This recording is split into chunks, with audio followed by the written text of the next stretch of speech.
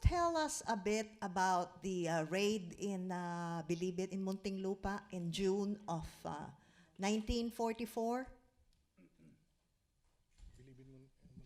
Yeah, the Muntinlupa Raid of June 23, 24, 1944. Terra Divoso learned that the Japanese were killing off their prisoners of war. So he was in a hurry to try to spring them.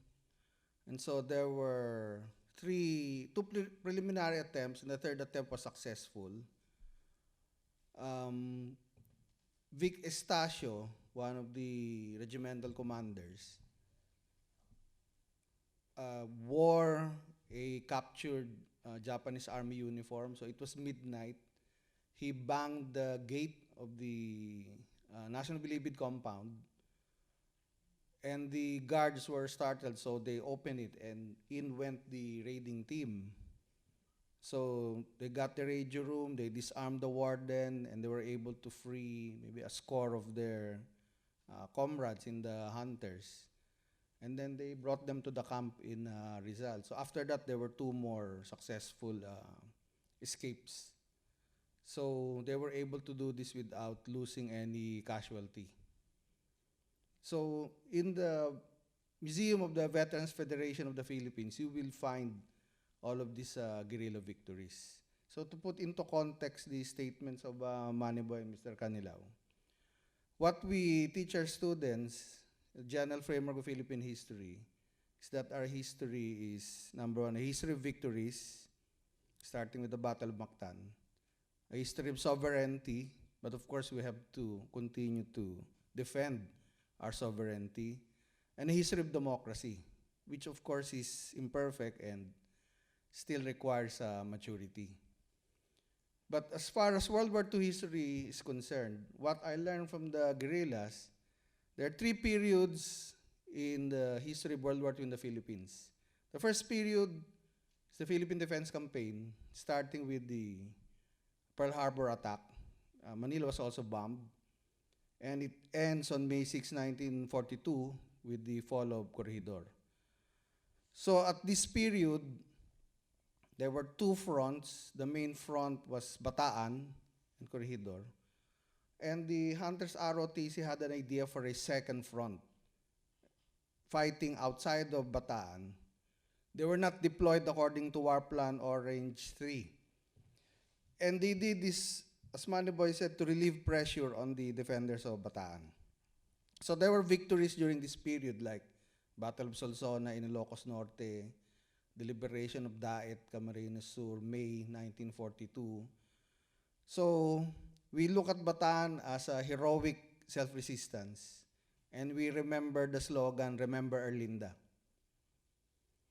So there were victories both at Bataan, the Abukay line, and outside of Bataan. The second period is the meat of the Philippine contribution to World War II. This is the Philippine guerrilla movement, from the fall of Corregidor to Battle of Leyte. So this is Empire Strikes Back. So MacArthur was doing the island hopping strategy in the Pacific. And there was a lie low order for the guerrillas to lie low, because the idea of the officers in the Southwest Pacific area is not to provoke the Japanese, but they had to defend their towns, not only from the Japanese, but from the collaborators. And that is the time when Marcos Agustin of Marking's guerrilla said, "I do not need anybody's permission to fight for my country." And so they held the line, they more than held the line. So this is the time of, there are two Pugadlawins in Philippine history. The better known one is the Cry Pugadlawin. That was the cry of independence, the Philippine Revolution by 1896. What Maniboy is referring to is August 13, 1942. The successful Hunters ROTC ambush of August 13, 1942. And according to his father, when they were doing that ambush, apparently the hooks were on a higher ground and they were watching the hunters. Where did this take place? At the border of Rizal and Laguna. And I asked Colonel De Ocampo if they did it to commemorate the original Pugad, and he said, no, that's coincidence. They were just Mike Ver, the founder, the founding commander of the Hunters, had to sacrifice himself because their first camp was raided by the Japanese. And he fell on the 4th of July, 1942. He was the only casualty. So at that point, when they had reassembled at the rallying point, they talked among themselves that no shame those who think that this is already serious. Because before that's like a bivouac, a picnic, although they did raids of college armories, but this was already serious. So those who Want to go home? yeah, no shame they could go home. But those who remained, they were the ones who now felt that in addition to fighting for democracy, it's righteous vengeance because you lost your comrade, and they were young men. 18, 19. So This was 20. their first action was at Pogadlawin. And so that would also cover the Muntinlupa Raid, which is still celebrated in the city of Muntinlupa. Yeah, let me clear. Muntinlupa, for all of you who don't know, the Muntinlupa Penitentiary is equal to the French Bastille. This is the French Bastille. It was a highly secured penitentiary even during those times. The raid was successful. Not even a single shot was fired. They carted away all the arms, the radio, and their comrades, and some political prisoners. And there was no casualty. There was no casualty. That's why it became a classic. And it's being studied. And Los Baños. And sa third period pa yan. We're still on the second period. We're in the second period. So, yeah, so the graduation exercise of the Hunters, because they would train new recruits, is to go on a raid. If you survive, you graduate. No, that's the truth. My father was one of the Mr. Guerillas. one of the tactical and training officer of the Hunters. He graduates his people. He graduates his people by going on a raid, and they are graded, observed. Those who Yeah, survive, how they behave how during they, the raid. how they behaved, how they perform during the march to and from and during the raid. Those who survive gets a high mark. Those who doesn't, well, Their reward is to become full-fledged guerrillas. yeah. So that's how it is. But it worked. You see, the next step to that was the Hunters had so many reserve officers that Terry had to send them out to the provinces. That's why the expansion was from Apari, no, all of northern Luzon. In fact, the second biggest concentration of the Hunters, intelligence and combat officer, was in Pampanga, covering up to Zambales. No, these were the Hawks was actually trained by the Hunters. No, because they saw the Yeah, that's what he was saying earlier. When the Pugadlawin raid was happening, the Hook Balahaps were on a higher ground watching the raid, watching the ambush. Yeah. And then a few weeks later, they sent representation to Terry to train the Hook Balahaps on how to fight. No, it was not Taruk. No, Taruk is the political face. Yes. It is Alejandrino who is the real leader.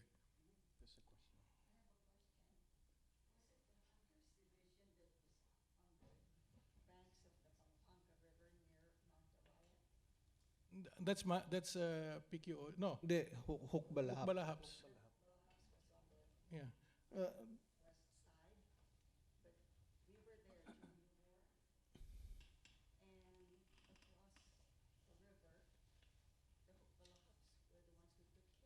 Yes.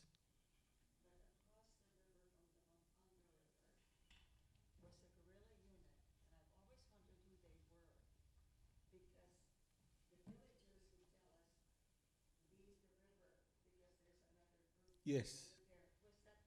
What it would help if you could identify the leader, because Hindi niya alam.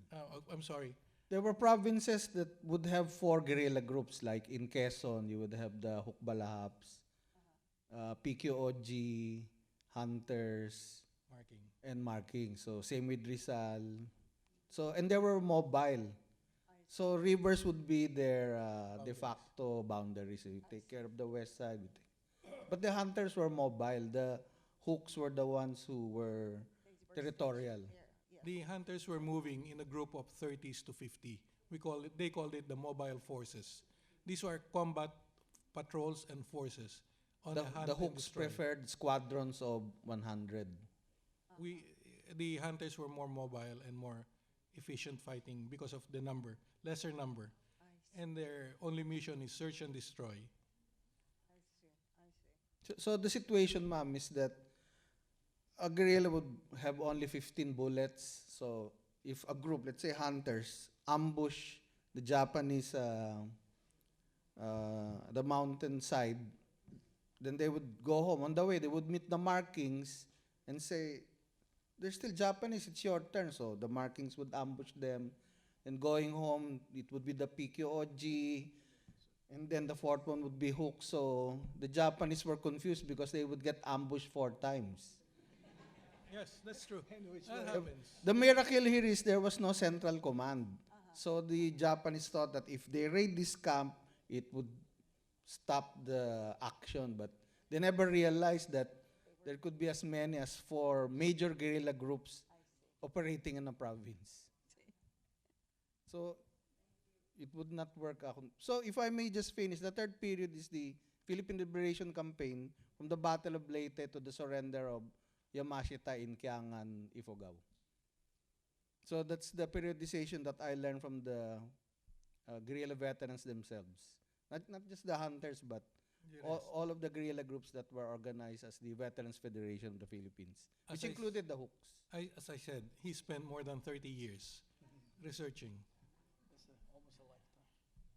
Last year I came to the library and I spent 5 hours studying the photograph and reading. And to me, this is history. They never teach us in high school.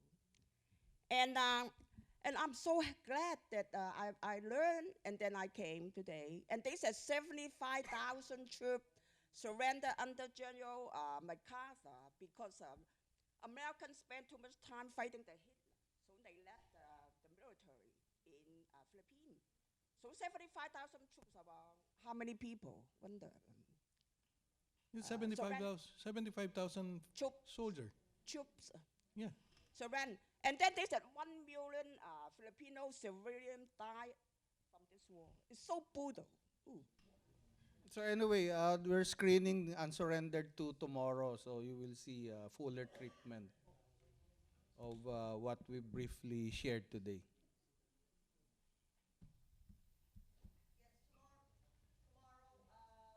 Screen Unsurrendered 2 at the War Memorial Veterans Building at 3 o'clock, along with another film, Rescue in the Philippines. That's War Memorial Building, 401 Van Ness, 3 o'clock.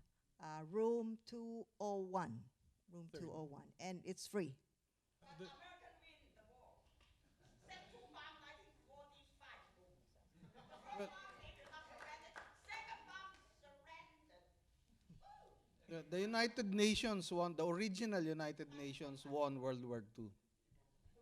Yes, the third portion of the Philippine Liberation Campaign from Battle of Leyte to Yamashita surrender. So I congratulate Cecilia Gaerlan and the Bataan Legacy Society for this great work.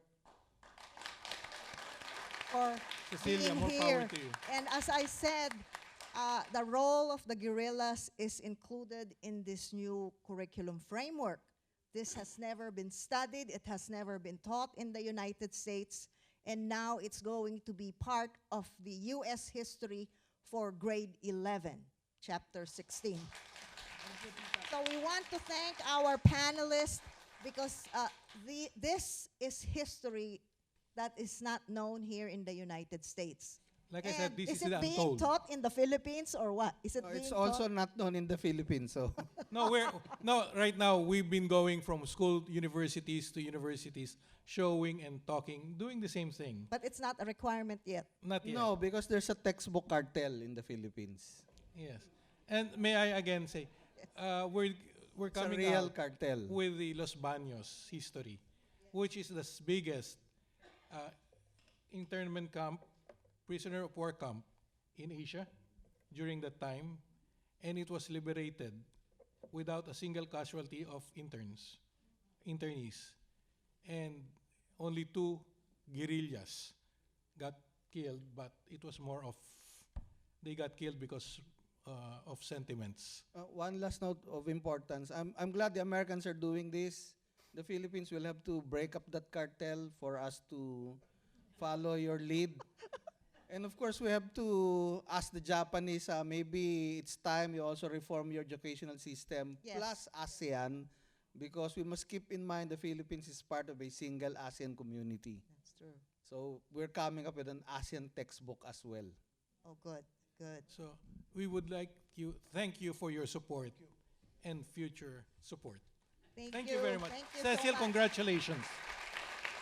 Thank you. Thank you. Maraming salamat. Maraming salamat po.